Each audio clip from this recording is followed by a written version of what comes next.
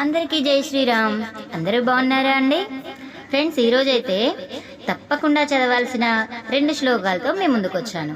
శనివారం అమావాస్య శనీశ్వర జయంతి సందర్భంగా రావి చెట్టుకి ప్రదక్షిణ చేస్తూ చదవాల్సిన త్రిమూర్తుల శ్లోకం అండ్ అలాగే శనీశ్వరుని యొక్క మహామూల మంత్రం.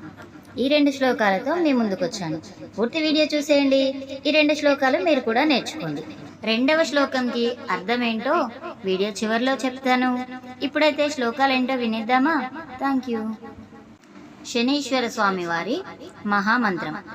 నీలాంజన సమాభాసం రవిపుత్రం యమాగ్రజం ఛాయామార్తాండ సంభూతం తం నమామి శనేశ్వరం. నీలాంజన సమాభాసం రవిపుత్రం యమాగ్రజం ఛాయామార్తాండ సంభూతం తం నమామి శనైశ్చరం.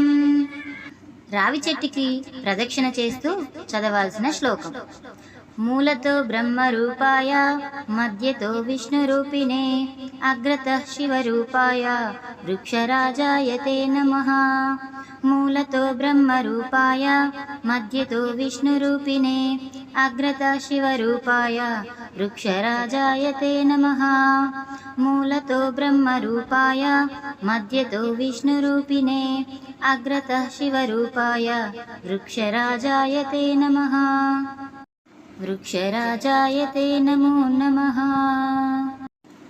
సో విన్నారు కదండి, శనీశ్వర మహామంత్రం అండ్ రావి చెట్టు ప్రదక్షిణ శ్లోకం.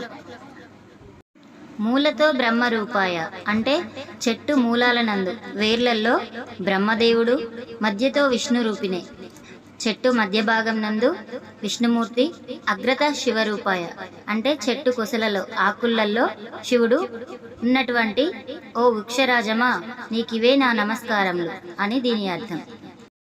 రావి చెట్టుకి ప్రదక్షిణ చేస్తూ ఈ శ్లోకాన్ని చదివితే త్రిమూర్తులని కూడా ఆరాధించిన వారు అవుతారు. ఇదండి, నా వీడియో నచ్చితే ఒక చిన్న లైక్ చేయండి, మరో 10 మందికి షేర్ చేయండి. ఇలాంటి మరెన్నో వీడియోస్ కోసం చూస్తూనే ఉండండి, వింటూనే ఉండండి Swathi Rachella. Thank you for the watching.